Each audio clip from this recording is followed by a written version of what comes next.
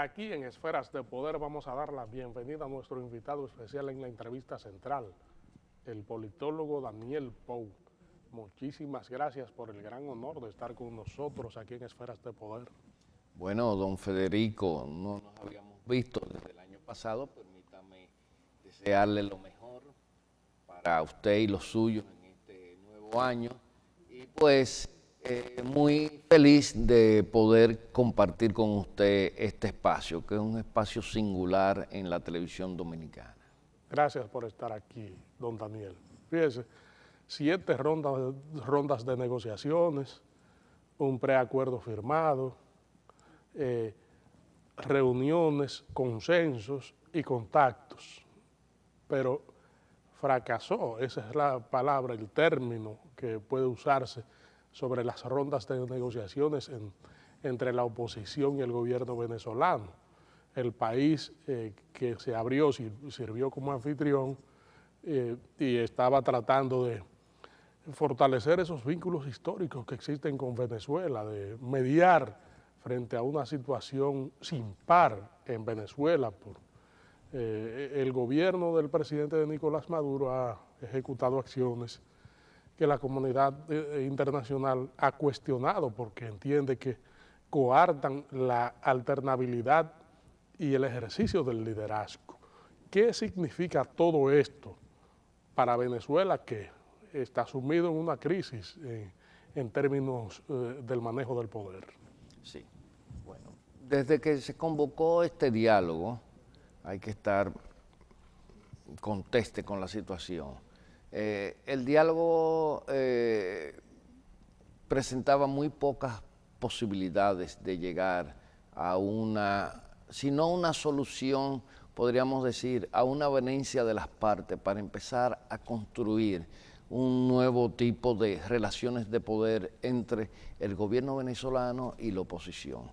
En este trayecto se produjeron muchas situaciones. Primero, el diálogo fue bombardeado desde Venezuela por parte del gobierno del presidente Nicolás Maduro a través de su alfil principal, que es el señor Diosdado Cabello. Recuerdo que Diosdado Cabello dijo que en el diálogo se podía acordar cualquier término de avenencia, pero el gobierno venezolano no iba ni podía asumir esos acuerdos. O sea, desde el momento que se producen declaraciones de ese tipo por el segundo hombre en importancia en las esferas de poder en Venezuela, el diálogo es una criatura natimuerta. Por el otro lado, hay aspectos que marcan que no había la posibilidad de una reconstrucción de las relaciones entre el gobierno de Venezuela y la oposición. Y uno de esos hechos que sirven como punto de partida fue la disolución del Congreso venezolano y sustituido por un invento variopinto de una famosa asamblea constituyente, me parece que así se llama, el Frankenstein que decidieron construir desde el gobierno en Venezuela para tener la vía franca sin ningún tipo de contrapeso. Luego la persecución política a los miembros de la oposición que resultaron electos, luego a los jueces y así toda una serie de acciones que marcan al gobierno de Nicolás Maduro dentro de un esquema y una visión autoritaria del ejercicio del poder.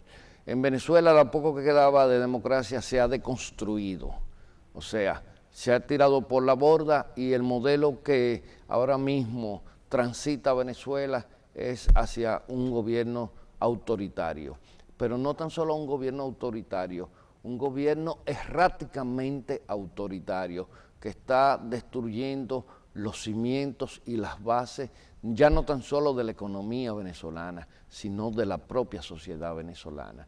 Entonces, ante una situación de esta magnitud, no era posible que este diálogo pudiera llegar a un buen término. Lamentablemente, yo desde hace apenas semanas de iniciado este proceso de diálogo, lo manifesté porque me resultaba que la situación de Venezuela no tenía vuelta atrás, que por la vía del diálogo no hay salida a la actual crisis de Venezuela, que no es tan solo una crisis económica, es una crisis política, de gobernanza, de gobernabilidad, y una crisis que lamentablemente ha arrasado con todos los cimientos democráticos, formales y sustanciales de la vida política venezolana. Dos situaciones entonces agravan la crisis venezolana, que es el anuncio de elecciones en un término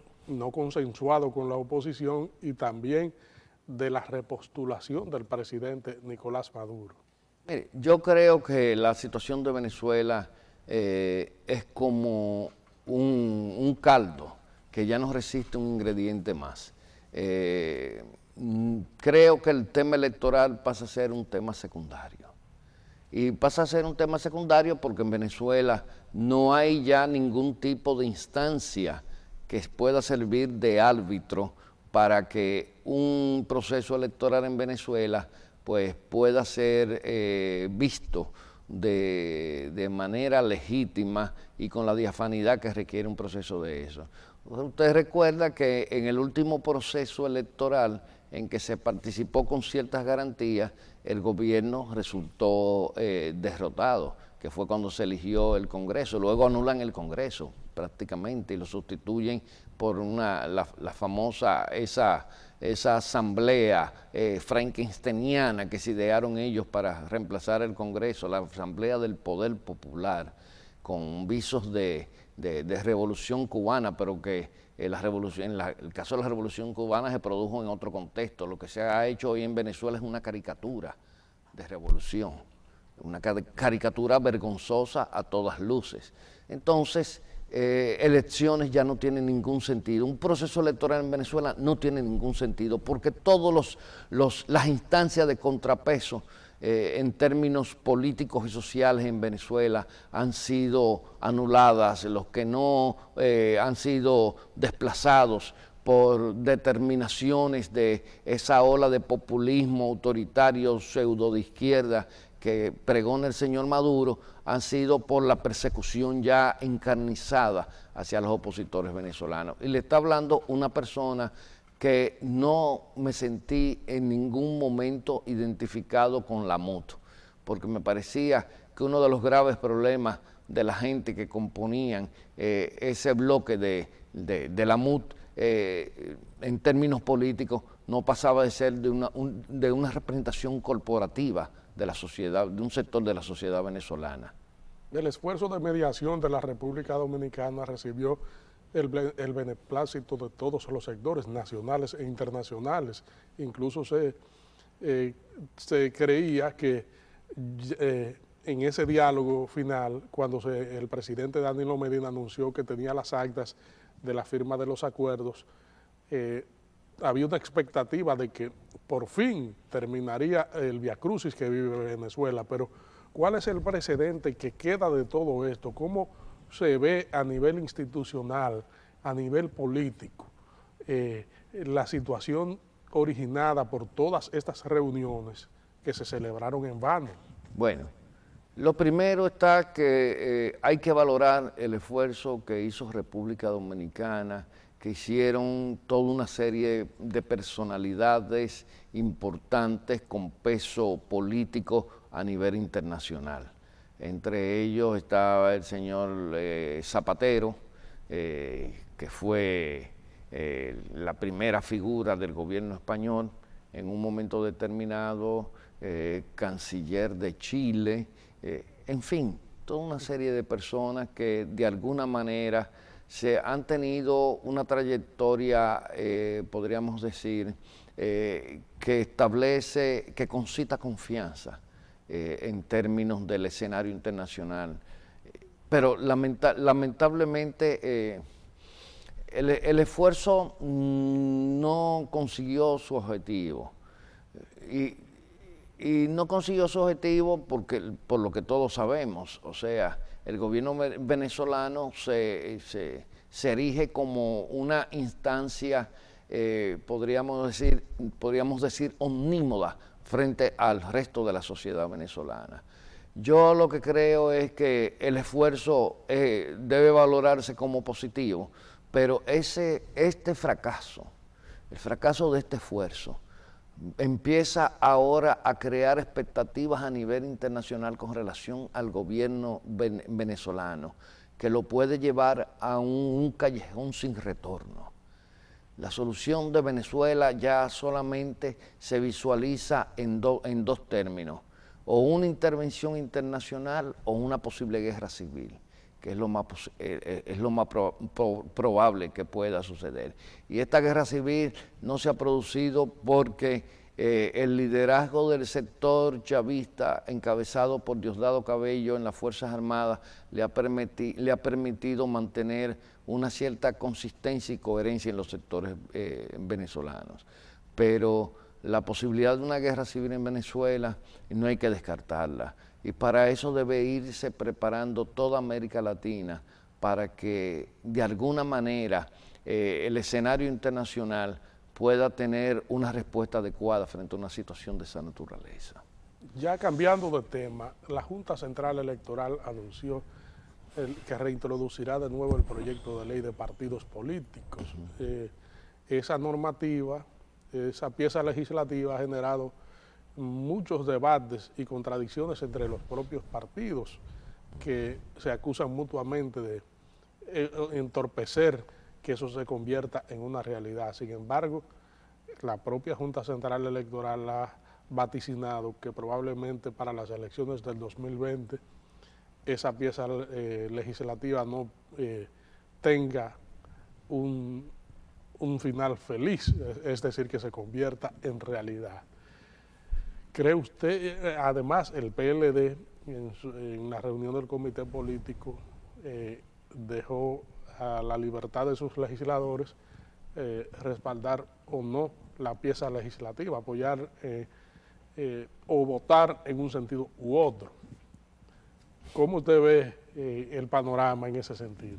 Mire, el problema de la ley de partidos y el nuevo código electoral, que tienen que ser aprobados ambos, o podrían fundirse en una sola pieza, opino yo, y es una opinión en que coincidimos varias personas. Es un tema vital, con miras al próximo torneo electoral. En días pasados estuvo aquí el gran especialista en temas electorales, el señor Daniel Sobato, un argentino que es una de las personas a nivel mundial más calificado en estos temas. Y me produjo mucha satisfacción escucharlo, porque muchos de los planteamientos que él estaba haciendo coincidían con temas que yo he abordado y que han ido por el mismo redil. Hay un aspecto que es fundamental.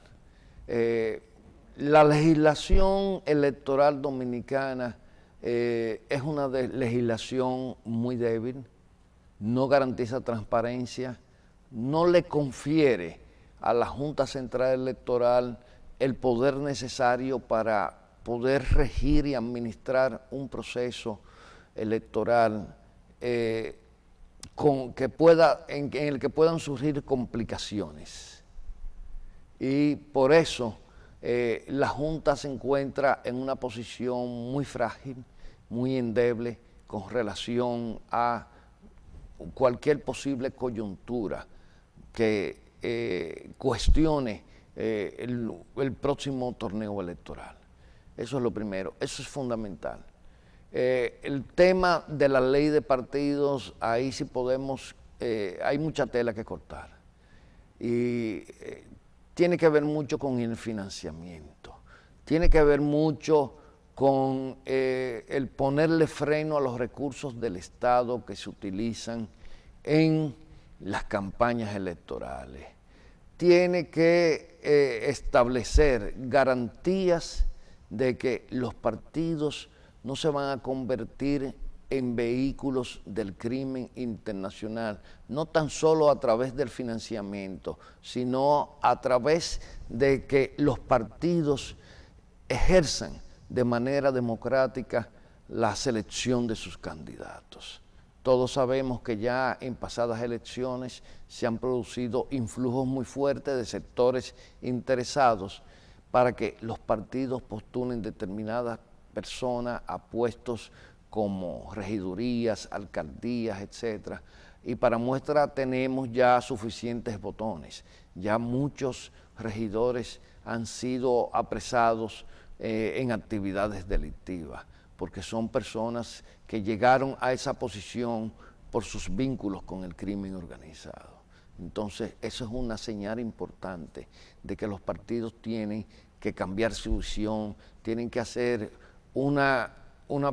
podríamos decir, una suerte de catarsis y reformar la manera en que han venido haciendo política hasta ahora. Y la ley de partidos y el código electoral son dos instrumentos determinantes para que muchas cosas de esas se puedan evitar y se pueda garantizar un ejercicio realmente y verdadero de la democracia al interno de los partidos políticos. Vamos a solicitar su anuencia para hacer una pausa aquí en Esferas de Poder y en breve regresamos con esta interesantísima comparecencia con el politólogo Daniel Pou. De Poder con el politólogo Daniel Pou. Don Daniel, quisiéramos seguir profundizando sobre este aspecto a nivel de los partidos políticos, el manejo en las campañas electorales y su proceso interno. ¿Cómo usted ve esta antesala electoral? Porque los partidos están inmersos en su debate interno, en su proceso interno, que incluso tenemos al PRM que está en una convención para elegir sus autoridades dirigenciales. Bueno, de los 4 partidos mayoritarios, cabe destacar que 3 de ellos están sumergidos en alguna crisis que traduce fisuras con relación a su capacidad de integración. El Partido de la Liberación Dominicana tiene fisuras profundas, aunque hay mucha capacidad cosmética de darle giros de que no está sucediendo. El PRM, indiscutiblemente ha vuelto a reproducir el clásico esquema del PRDismo, de convertir el partido en una conjunción de grupos que cada cual anda por su cuenta, que no tienen una perspectiva ni una propuesta real de transformación política para construir democracia. Y el Partido Reformista, pues lo que queda del Partido Reformista, que son no más que hilachas de lo que fue un gran partido, que hoy en día se debaten, digo yo, más que por la hegemonía dentro del partido, en términos políticos se debaten por la hegemonía de los beneficios que deja el partido con los financiamientos, etcétera, etcétera. En el Partido Reformista no hay un discurso político, pero en el sistema de partidos en República Dominicana ni en el PRD, que es que se ve como el partido más estable, porque es un partido que se está manejando como una pequeña corporación que pertenece al ingeniero Miguel Vargas Maldonado y que de político tiene poco. Es un partido para agenciarse recursos, beneficios, canonjías, etcétera. O sea, no le veo ninguna perspectiva política y en este contexto vemos que tenemos un sistema de partido en crisis. El primer elemento que podemos señalar de esa crisis es que los partidos no son capaces de construir democracia. No hay una participación real de las bases de los partidos, las bases son instrumentalizadas, las llevan a legitimar procesos que son conducidos e inducidos por los diferentes grupos, y no el bien del partido ni el bien de la sociedad, sino el bien de esos grupos. El PRM ya está dando muestra de que anda por el mismo derrotero, como quien dice, surgió inoculado por el propio vacilo que llevó al PRD a esa fractura tan catastrófica que sufrió, y en perspectiva, si lo miramos, parece que va a transitar el mismo derrotero, el mismo camino que el PRD. Y el Partido Reformista, de eso no hay mucho que hablar, es un partido que está luchando su dirigencia por mantener la hegemonía, para obtener beneficios más bien corporativos que de contenido político. No oigo pronunciamientos políticos ni cuestionamientos sistémicos.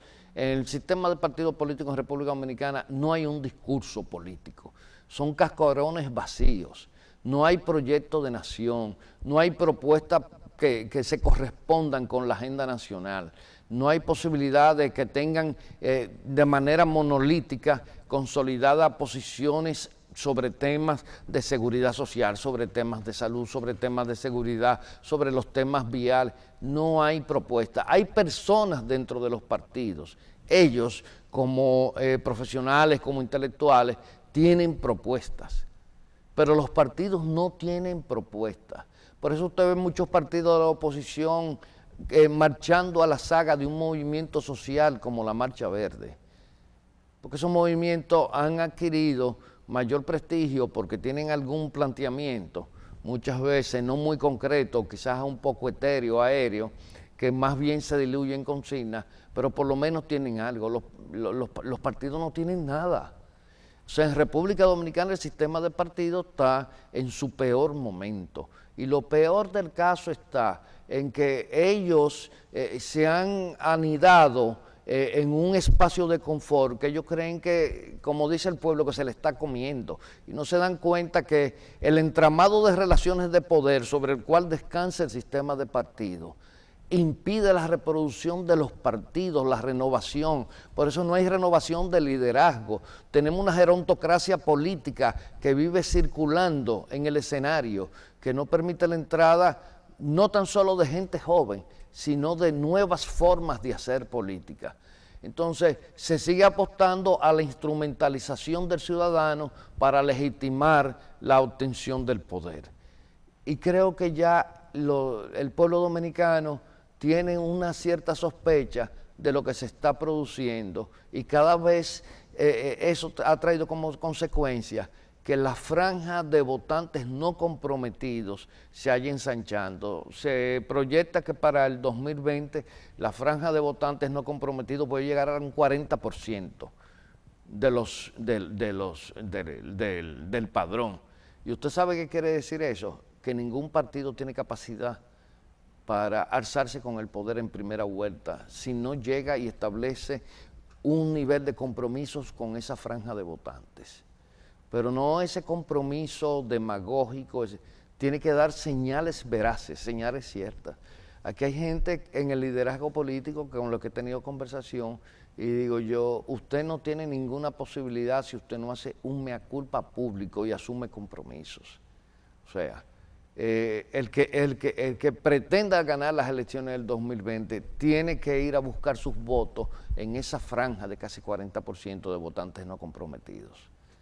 Y no veo realmente que ningún partido tenga un discurso articulado, ni siquiera tienen la más mínima sospecha de cómo llegar a esa franja de votantes, pero no para utilizarlas, sino para sumarlas a un proyecto político de nación, que es realmente lo que hace falta en República Dominicana. Este ambiente proceloso, estos nubarrones que usted pinta en el panorama político, con respecto a los partidos que son instrumentos de la democracia, ¿qué precedentes? Deben ser instrumentos de la democracia.